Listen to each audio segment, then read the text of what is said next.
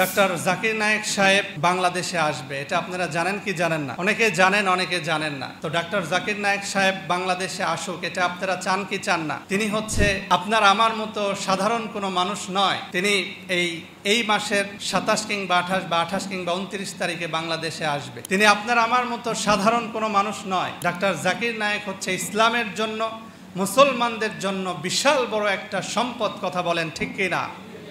বিশাল বড় একটা সম্পদ।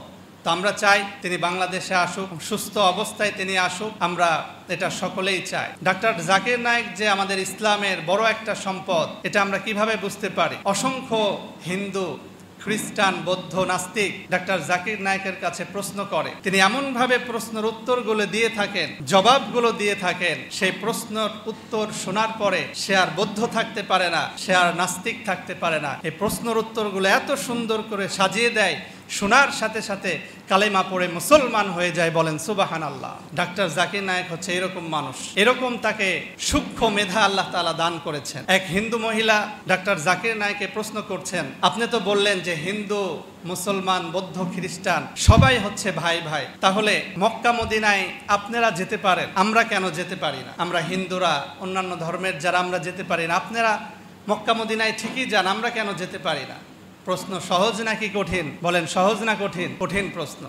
দেখেন আল্লাহ তাআলা তিনাকে কি তীক্ষ্ণ মেধা দান করেছেন। ডাক্তার জাকির নায়েক বলেন, আপনি কোথায় থাকেন? প্রথমে বলছে আপনি কোথায় থাকেন, তখন বলছে আমি ইন্ডিয়াতে থাকি। তো ডাক্তার জাকির নায়েক বলে যে আমার বাসাও তো ইন্ডিয়া, আমিও এখানে জন্মগ্রহণ করেছি। ইন্ডিয়ার কি সব জায়গায় কি আপনি গেছেন? তখন ওই বলছে হ্যাঁ অবশ্যই, ইন্ডিয়ার সব জায়গায় আমি গেছি, কোনো জায়গা বাদ নাই। তো ডাক্তার জাকির নায়েক বলছে এটা কখনোই সম্ভব হতে পারে না, কোশ্চিন কালেও এটা সম্ভব না, আপনি সব জায়গায় গেছেন।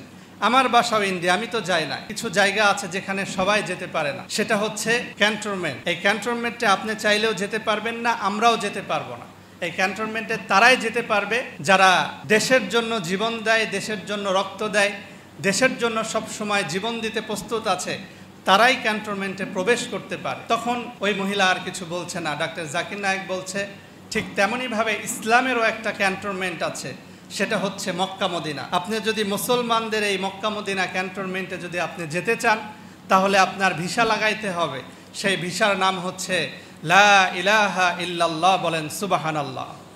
তো এরকম হাজারো প্রশ্নের উত্তর জাকির নায়েক সাহেব এমন সুন্দর করে বুঝিয়ে সাজিয়ে গুছিয়ে নাস্তিকদেরকে দেওয়ার কারণে হাজার হাজার নাস্তিক মুসলমান হয়ে ইসলাম ধর্ম গ্রহণ করে নিয়েছে। বলেন সুবহানাল্লাহ।